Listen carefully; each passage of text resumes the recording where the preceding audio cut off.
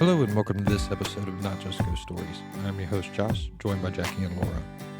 We are a small team of experienced paranormal investigators, and here we discuss different locations that we've investigated, along with a little history and the paranormal evidence that we found.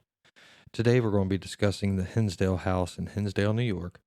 A really kind of crazy place overall, but there is a lot of history. Laura, would you like to tell us about it? Yeah, this house has many layers. And just like the house, researching the history of it is the same. You'll find one piece of information that says one thing and then another that completely contradicts it. So it's kind of hard to know for certain what's legend and what's not, but we'll go through the things that we were able to determine. So at one time there was a hanging tree on the property. Many people were hung there, including pregnant woman who had come to the area before her husband. There was nothing found to validate the rumor, and the tree that they used has now been taken down. The house was used as a way station for travelers and was ran by two brothers who would murder, rape, and loot those with the wealth. The bodies were then buried in the basement or in the hill behind the house. No proof was found that a way station was ever on the property. There is a legend of a 16-year-old boy who was killed in a sawmill accident on the property. What we could verify is there was a child killed in a sawing accident, but he was taken to the hospital in Cuba, New York, and died there. The boy was not from the property, and the accident did not happen on the property. On the property, two brothers did get into an argument, and the youngest one shot the older one who died. This was found, in reference in newspapers. An Indian village was massacred on the property. While we couldn't find anything to tie it to the property, it was found that in 1640 to 1650, the Iroquois Confederacy did wipe out the Winrose tribe that is known as the Beaver Wars, and has to do with trapping rights. Also, in 1807, an epidemic swept through the Cattaraugus County, killing whites and Indian. We found nothing to tie that to the property either. The area has a big Native American presence. Mounds have been found in Olean and the surrounding areas. The Iroquois Confederacy settled in the area, and the Allegheny Indian reservations surround the property today. The house that's there now that, we visited was built by David and Charles Everett in 1853. In early 1900, the house was bought by Michael McMahon. He and his family owned it until 1969, and they sold it to Donna Reese, a realty agent. She knocked down a barn and dug the pond that is still on the property today. In 1973, Clara and Phil Dandy bought or leased the house. We couldn't find any deeds saying that they did own it, so possibly they leased it or, was renting it to own, something of that nature. There is a lot of paranormal activity that they experienced in their short stay. And it got so bad that they had to have a priest, Father Alphaeus, in to do a house cleansing. When that didn't work, they took the father's advice and left the house in 1974. In 1986, the Misnick Joe and Flo moved in. Joe died in the house in August of 2010. Flo had a heart attack and went to live with family in Buffalo, where she later died in October of 2010. In 2015, Daniel Kloss bought the house off of Donna Reese and is currently restoring it and renting it out for paranormal investigation. The house became well known when Clara wrote about her family's experiences. If you wish to learn more about it, you can check out the books Echoes of a Haunting by Clara Miller and Echoes of a Haunting Revisited by Clara as well. The Hinsdale House, An American Haunting by Daniel Kloss and Tim Joyce, as well as You Know They're There by Paul Kenyon. All right, thank you for the history. Now, like what Laura said at the beginning, there's a lot of stuff that surrounds the Hinsdale house. A lot of it, like let's take for instance the hanging tree. Somebody said that this was a main hanging tree. They hung everything, but there's nothing to show that there was something from the hanging tree itself. Jackie, you found some other stuff about that too, right? Where there's stories that come out of the house, but there's no evidence or even really history to back it up. Yeah, that was quite quite a lot of that. Doing the history on Hinsdale is as uh, interesting as actually looking into experience Hinsdale itself. I would find one article that said this happened, and then I'd find another article that said no, it didn't happen.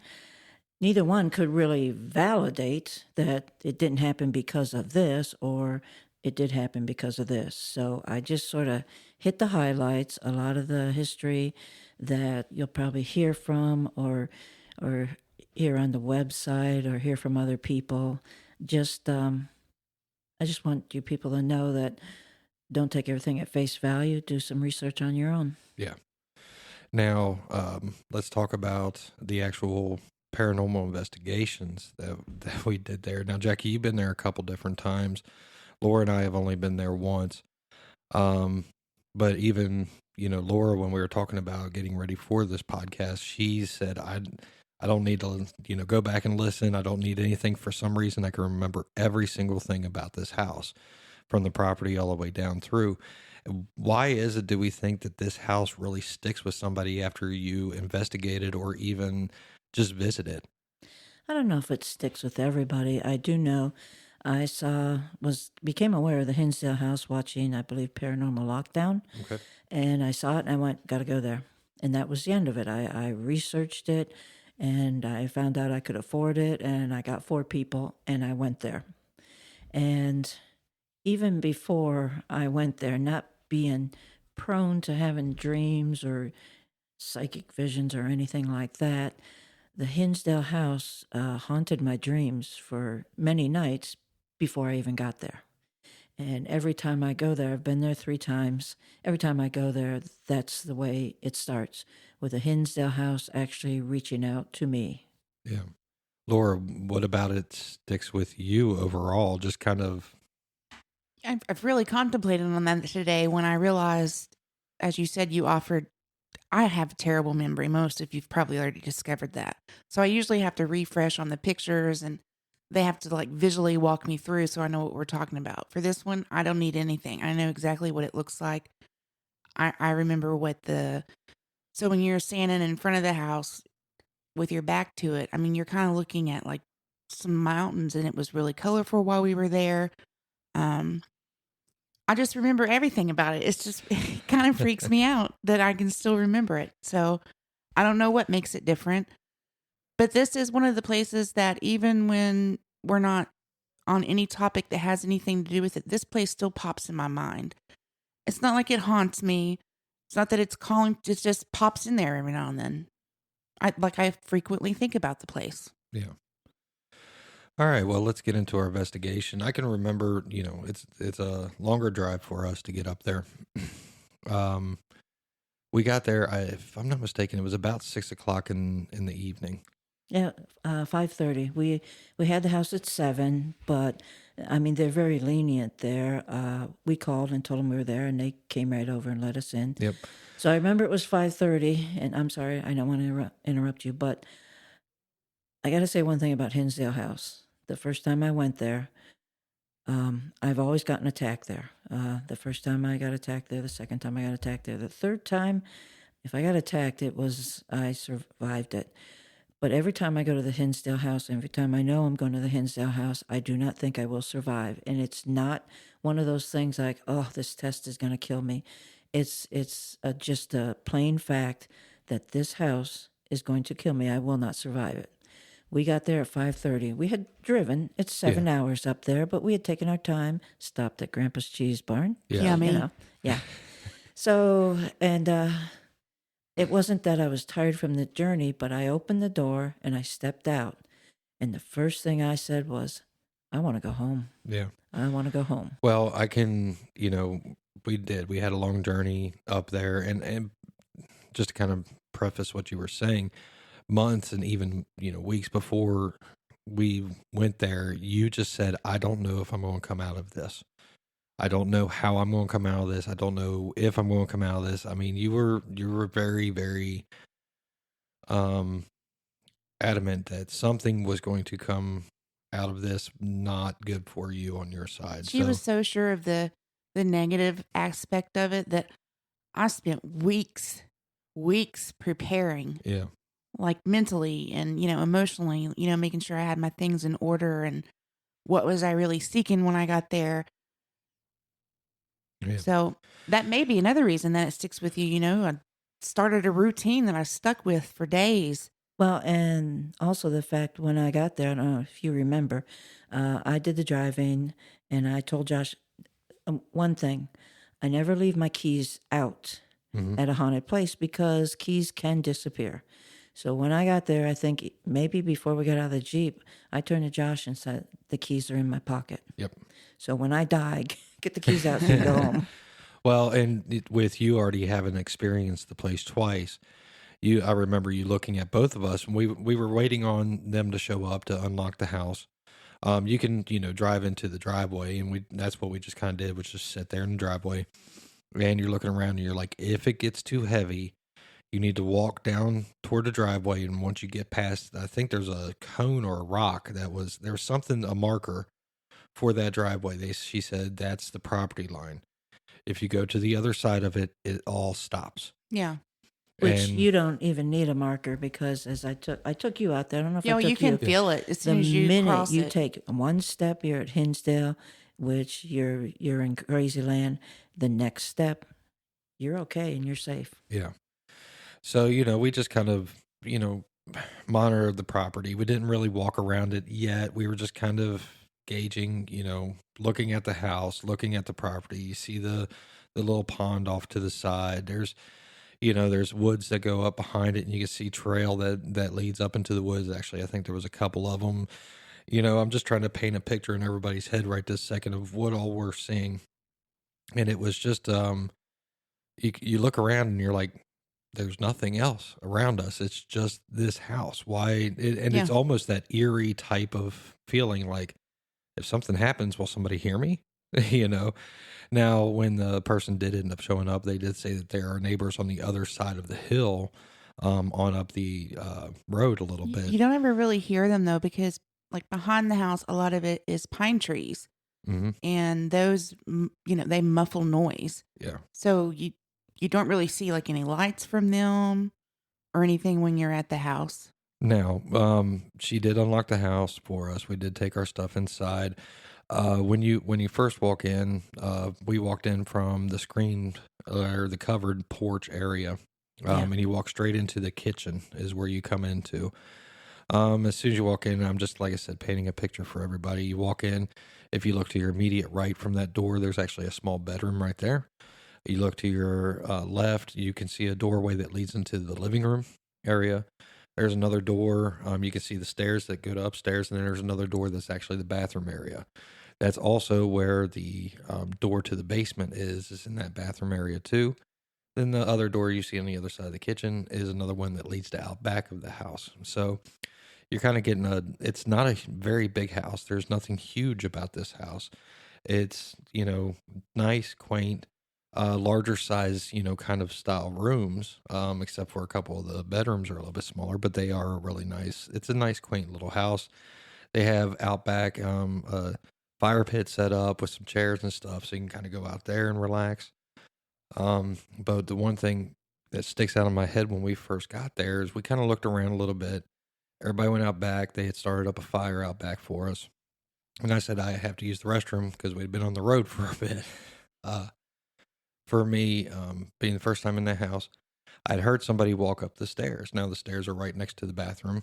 Come to find out that was Jackie. She was just kind of checking out the house. But when you're sitting at the toilet, you are looking at a door. That's the door that leads to the basement. I'm using the restroom, and then I hear 3 knocks at that door. And the only thing I can say to myself, and this was between around 6-ish, 6:30, the only thing I could say to myself is, I'm not answering that right now. So, and then it came in my head like, okay, hold on, somebody's got to be messing with me. So, get done. I walk outside. Can I ask you first? Yeah. Did you know that was the door to the basement? You knew it was the door. Did you know where it went? I did not know where it went at that point. I did not know. We were sitting there, and I walk outside. I see Laura. I see the lady had unlocked the door for us. I see you because you had come back down the stairs. I'd heard you come back down the stairs. And I said, okay, what's that door? They said the basement. I said, what way is there into the basement? And then the lady's like, that one, that's the only way in. I said, there was a knock at that door. Somebody's messing with me. Is there any way to get to that door from, the stairs? I heard Jackie. Nope, that's it. So at that point, I said, this is going to be an interesting night. So I'm trying to remember what we decided to do first. Was it the woods? Did we decide to do the woods while we still Well, had daylight? the lady did take us in and sit us down. And there's one very important thing that kind of happened. She looked at Laura and said Laura had psychic powers, and I think that's when you decided that you did. You had an inkling of it. I had an inkling of it and knew that, that I guess I could figure some things out that other people just didn't see or didn't feel. And so I was like, oh, well, maybe if people I don't even know are telling me that, and why would they? They don't even know me. Maybe they're right. Maybe I should tell somebody else. And she also, which I'm kind of glad she did, but I was glad till 5 a.m. in the morning. She told us about, because I hadn't run into him, the Pudgewidgey. Yes, and that was one of the things I was going to bring up. If you want to explain, either one of you, or I can, doesn't matter what a Pudgewidgey is. It's basically a tiny little like goblin type thing. It has a bow and arrow, and it'll shoot poison darts at you if it doesn't like you. We first encountered it after the lady left. It was off to my side, like in that one where they used as a bedroom, off the living room. And we had asked it, or I had asked, I don't like things behind me. I had asked it, I said, well, if you want to come and talk with us, we have a chair here. Why don't you sit down and we can have a chat? And you picked it up on the SLS camera, right? Correct. Yep. And then we also, if you kind of read into, Pudgewidgeys can't really be bought, but they do like sweets, is what we researched about and found. So luckily we had stopped by Grandpa's Cheese Bar on our way up there. Thank you, Grandpa's Cheese Bar. Yeah. And for me, I guess maybe Pudgewidgey liked me because I imagined him as cute. I mean, I know he's not, because he looks like a goblin, but I'm more viewed him as like a friendly. Well, and the thing is he did like us because we did give him, we had, what was it? The dried strawberries from Grandpa's Cheese Barn that he really did like. We left them out for him and said, here, have as many as you want. We actually did have some come up missing, which was kind of weird and funny. Jackie, and crazy. What happened in the middle of the night though with the candy? So anyway, I told the Pudgewidgey, I said, if you don't like that candy, we have more. Now this is about 3 a.m. before we finally get to bed, or 2:30. I was sleeping in the kitchen because I always go to Hinsdale. I sleep in the kitchen, and I've had some weird experiences in the kitchen. You two were in the living room, and I sleep in the kitchen so that I can watch if something comes out of the bathroom, something comes down the stairs. So I'm there, and I can see all of the house. The only thing I can't see is the room behind me, but that's okay. I don't want to know what comes out of there. And I had told the Pudgewidgey if it wanted we had different candy if it wanted it. So at 2:30, I go to bed. At 3:30, I'm woken up. There's a huge shadow. He comes down the stairs. He goes into the living room. I get up because I can't see Josh and Laura. I go into the living room. He is standing over them.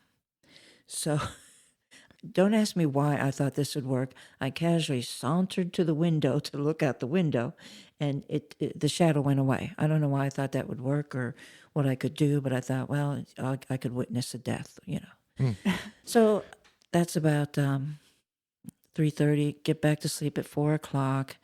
And at 5 o'clock, somebody set their alarm and it went off. I did not set the alarm. I forgot to turn the alarm off because I normally have to get up for work at that time. And I was sleeping by the alarm. And I thought, I'll just stay here. It's her phone. So she didn't wake her up. So I don't know how you get up for work. So I'm getting up and I'm looking. I feel like I'm violating all her privacy, looking through her purse, looking for this. Josh came out. He found the phone. He turned it off. Okay. He goes back to bed. I'm going to lay down. I lay down. I just get comfortable. And then all of a sudden, and it's right in my ear, I hear this tiny little cough. And I roll over, and it's the freaking Pudge Wedgie. He wanted different candy. As you can tell, Jackie didn't get a good night's sleep. But see, even when you went, see, don't you just imagine him being just like a cute little critter that's like, excuse me. Well, he's cute if you think Gollum from the Lord Yeah. of the Rings was cute. But I mean, we're kind of getting off track as far as that was later, and the Pudge Wedgie. When it comes to Pudge Wedgies, and obviously we're talking about something here. You have heard us talk about Monroe House in one of our past ones. This one gets into that weird realm and odd realm, and things that we found on this property are crazy. So with our investigation, we had the Pudge Wedgie that we started with, and we kind of tried to talk to him, figure him out. We did go out to the woods, supposedly. I can't remember what's the story about the tree that was out in those woods. There's just I'm from Western New York. Matter of fact, my hometown was probably about an hour and a half away from Olean, where the Hinsdale House is. So it's a big Indian. It was the Iroquois Confederacy with the 6 tribes and the Hurons and stuff like that. It was around on the shores of Lake Erie and things like that. So you have a lot of Native American, and somebody, I think she was a psychic, was there, and she said the Indians were kind of mad about us being on the land, or they might have believed, or they might have said something about an Indian village being slaughtered. That came up in the history, but I couldn't validate it. And she started what she called a giving tree.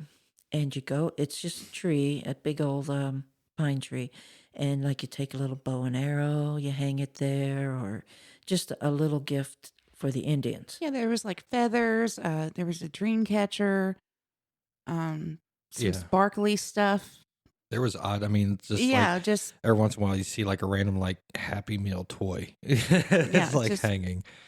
Now I don't know how you guys felt, but I hate that giving tree. Yes. To me, it's wrong. Well, to me, when we got out there and we started investigating in those woods, everything about the woods fell off. The whole entire thing fell off, and then I felt like we were almost being stalked there for a little bit. I was almost getting a feel of Native American type of spirit on that too. Like they're kind of wondering what we're doing, why we're doing it. Laura, you actually ended up making some communication with them. We actually ended up somehow kind of in the side yard over on the other side of the woods. We always go to the side yard. The first time I went there, and I was under the impression that the history was that white men slaughtered 1,100 Indians. And when I stepped off the driveway and over a little ditch in the side yard, it felt very peaceful there. Mm-hmm. So I said, we're going to ask the Indians if it's okay if we, do a ghost hunt on this land. And we did. I played the drums. The Indians came out of the woods.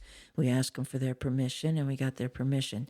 So we always had that safe spot too. Yeah, Those Indians. And you could literally feel them. Like, so when you're back in there where these pine trees that we're talking about, it's a hill. It's an incline.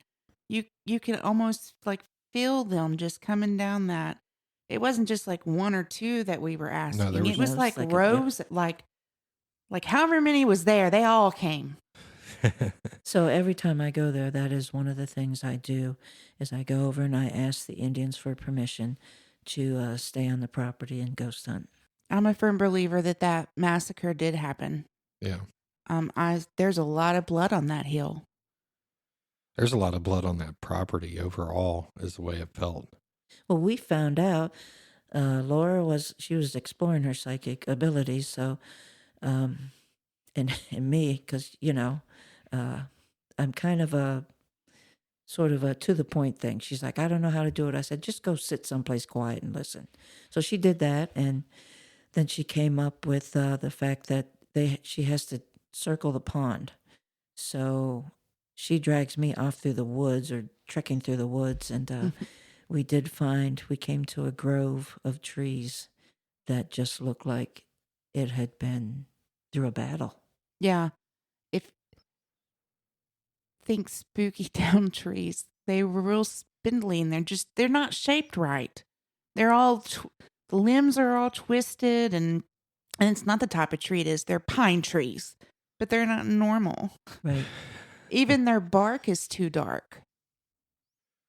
Yeah. I And mean, the one we found, and like I say, Josh told you Hinsdale's going to get weird. Every once in a while, I can put my hand on a tree and get some communication for it. And there was this one tree, I did that. And what I got was there was a blood sacrifice on that tree, and it had tainted the tree. I mean, the whole entire property, but the Native Americans obviously have a lot of say so on this property, even after death. And it's, I'm trying to find the exact word, but I mean, because strange is, yeah, things can be strange.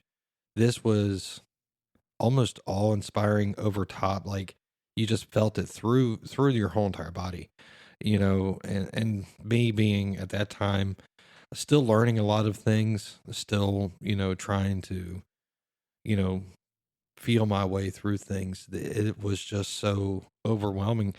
I can remember feeling tired, going, man, I don't know if I can make it through. And we weren't even halfway through the investigation. I mean, we had basically only done outside by this point. And I'm like, there's still the whole entire house and the other half of this property to go. It was 9:30, so we got there at 5:30. At 9:30, I remember we were around that fire, and I remember sitting there thinking, and I think I told you guys, I said, we came with a plan. This plan isn't working. If we don't change the plan, I'm not going to survive. Yeah. And I think you had asked me what I felt, and I said, right now I feel tired and I just want to go home. So, And that was kind of when too we also burned tobacco and asked the spirits if it got bad, because that tree line is a lot closer than over the hill property line. If they would like build a wall if we needed to come across it. And it would have worked, but not for Josh. Yeah. well, no. Seneca Indians he was okay with. Yeah. Oh, well, they would probably been okay with it then, huh?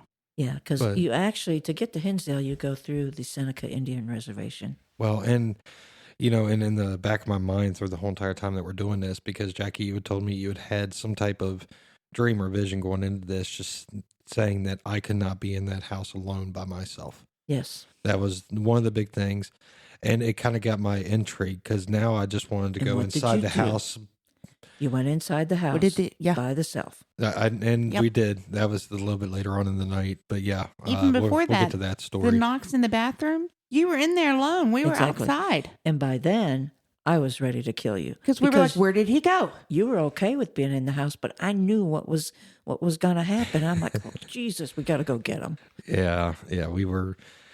I was a little wild that night as we go along, but Actually, I'll back it up and say we push the boundaries every time we do this. And you were just pushing your boundaries. And I have a problem with thinking I need to protect everybody. And I am backing off on that. So right now, if the Indians come for you, take them. well, as far as that goes, that's a whole entire another 3 podcasts at this point, but it is what it could be. But Hinsdale itself, it really, your brain, the right wording would probably say my brain started spinning. I didn't know what to do next. I didn't know where to go next. I didn't know how to feel next, because there's just so much that's happening at this point that I didn't know what to do. And even I felt like at points, like when we said we were sitting there around a fire going, what should we do? We need to come with a plan of attack. And I think the 3 of us just kind of sat there and said, what can we do? Because You kind of have to take each of the little 5,000 things that are going on there and put them in their own little box so you can move to the next one. well, and I think what we ended up doing at that point is actually kind of walking over to that point on the property and said, okay, we got to calm down. Something's going on here and it's really affecting us. Where do we need to go next? And at that point, I think we decided, okay, it's time to go inside the house and kind of do some investigation inside the house. And we'll come back to the other side of the property later. So with that is where I'm going to stop this podcast, and we're going to continue it on the next one as far as inside the house and keep running on that. How's that sound to you guys? At least we got people and they know what it looks like in their mind and kind of the state of mind we were in. And right now they're either calling 911, reporting 3 crazy people, or they're like, wow. What I are wanna they go going to to say? Hinsdale. What are they going to say next? So, with that in mind, this has been Not Just Ghost Stories. We've been your hosts, Josh. Laura? And Jackie. And until next time, you can find information and contact us on our website at notjustghoststories.com or find us on Facebook at Not Just Ghost Stories. Thanks.